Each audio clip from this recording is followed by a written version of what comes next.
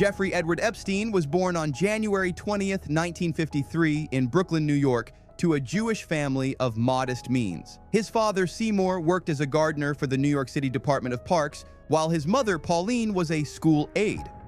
Raised in the working-class neighborhood of Coney Island, Epstein displayed an early aptitude for mathematics, which would later propel him into elite circles. He attended Lafayette High School and, though he never completed a college degree, briefly studied at Cooper Union and New York University's Current Institute of Mathematical Sciences. In 1974, Epstein's career began at the prestigious Dalton School in Manhattan, where he taught physics and mathematics. Despite his lack of formal credentials, his charisma and intellectual prowess impressed the school's administration. It was here that Epstein first cultivated connections with influential figures, including parents of students tied to New York's financial and political elite. However, in 1976, he was dismissed from Dalton under unclear circumstances, marking a pivotal shift toward the world of finance.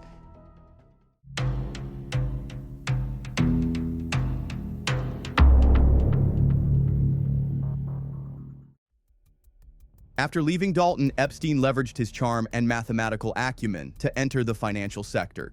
He joined Bear Stearns, a prominent investment bank, in 1976 as a junior assistant to a floor trader. His rapid ascent within the firm saw him become a limited partner by 1980, specializing in complex financial instruments and tax strategies.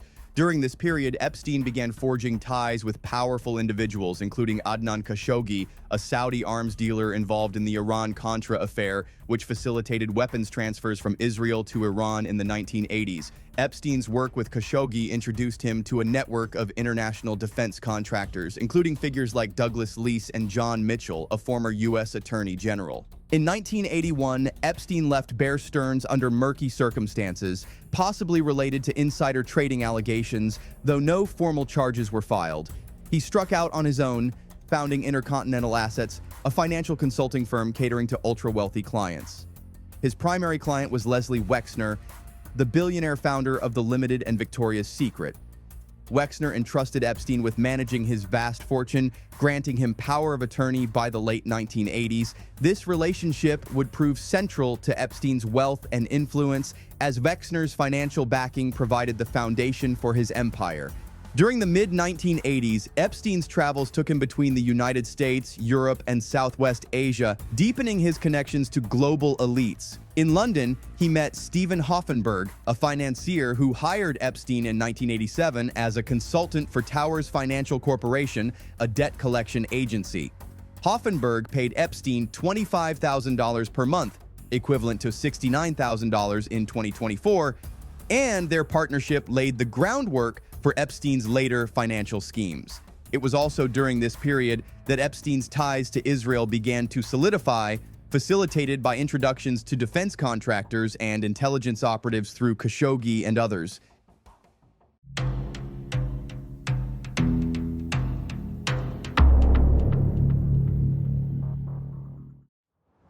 Epstein's most significant connection to Israel emerged through his relationship with Robert Maxwell, a British media mogul and suspected Mossad operative.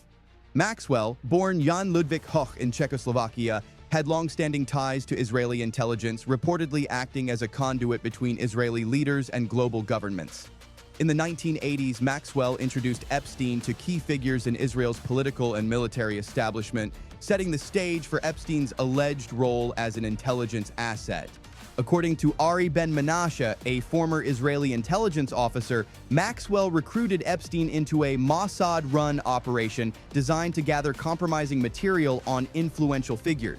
This operation, described as a honey trap, involved procuring young women, often underage, to engage in sexual activities with prominent politicians, businessmen, and world leaders, which were then recorded for blackmail purposes.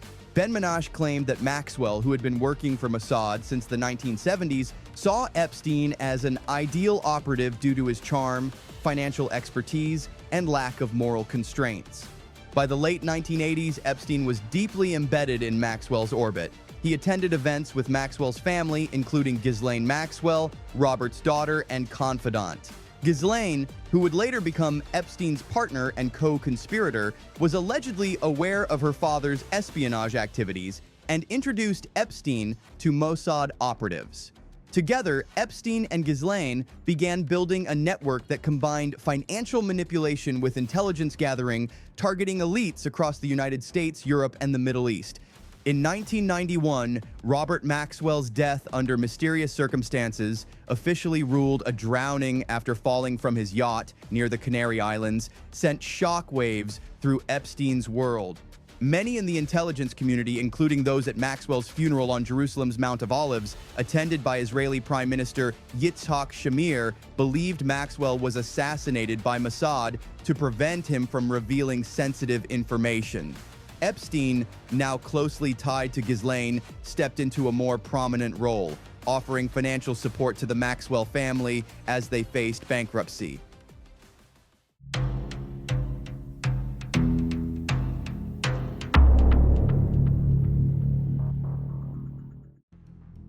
Following Robert Maxwell's death, Epstein and Ghislaine Maxwell solidified their partnership, both romantically and professionally.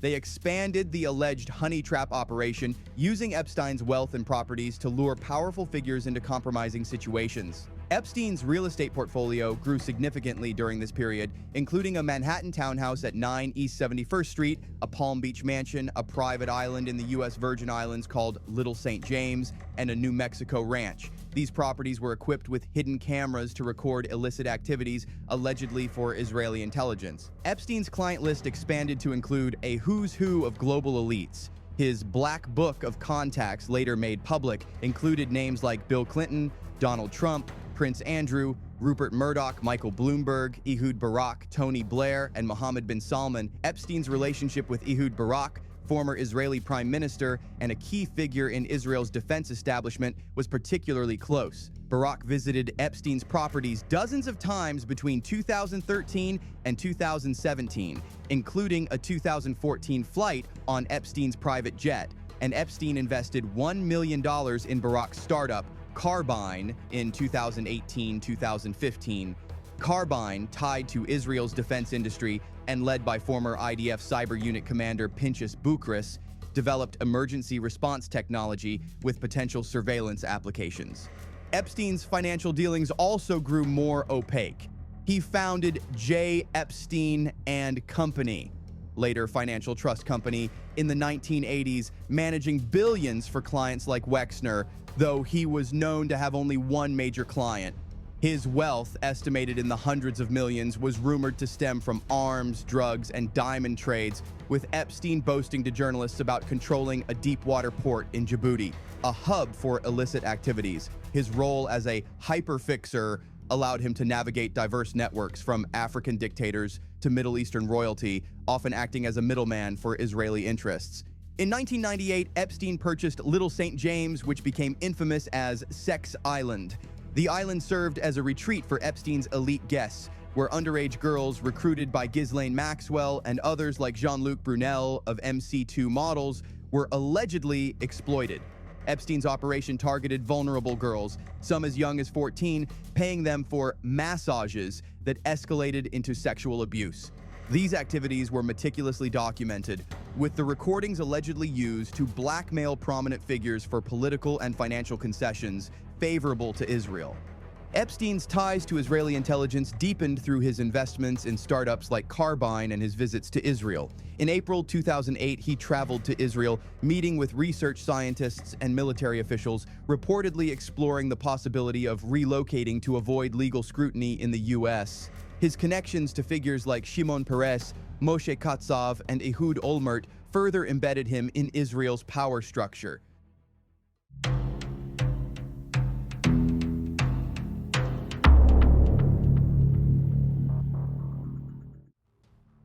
In 2005, Epstein's world began to unravel when a parent in Palm Beach, Florida, reported that he had sexually abused her 14-year-old daughter. The subsequent police investigation identified 36 underage victims, revealing the extent of Epstein's trafficking network. Federal officials took over, but Epstein's legal team, led by Alan Dershowitz, negotiated a controversial non-prosecution agreement in 2008.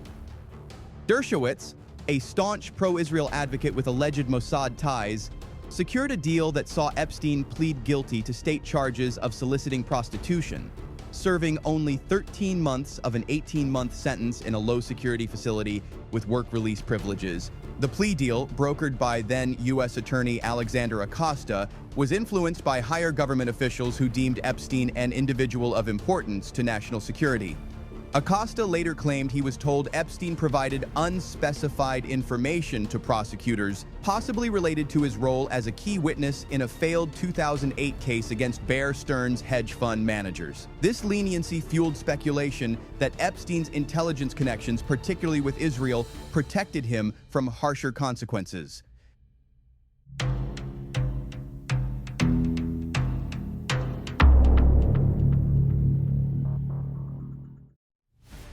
After his release in 2009, Epstein resumed his operations with little disruption. He continued hosting elites at his properties, including Bill Clinton, who flew on Epstein's private jet multiple times, and Prince Andrew, accused of abusing Virginia Jeffrey, one of Epstein's victims, at his Manhattan townhouse in 2001. Epstein's meetings with Ehud Barak intensified, with Barak visiting Epstein's estates approximately 30 times between 2013 and 2017. In 2014, Epstein arranged a meeting between Barak and Noam Chomsky to discuss Israeli-Palestinian policies, further illustrating his role as a geopolitical fixer. Epstein's financial ties to Israel grew through his investment in Carbine, which raised eyebrows due to its connections to Israeli military intelligence. He also maintained relationships with figures like Ariane de Rothschild, who brokered multi-million-dollar deals with Epstein, and Leon Botstein, who sought Epstein's donations for Bard College. Epstein's calendar, uncovered in 2023, revealed meetings with CIA Director William Burns in 2014, suggesting his influence extended to U.S. intelligence circles. Epstein's properties remained hubs for illicit activities. His Manhattan townhouse, partially owned by his brother Mark through Asa Properties, housed employees, models, and underage girls.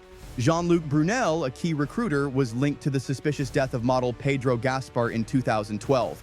Epstein's island and New Mexico ranch continued to host high-profile guests, with allegations of abuse persisting.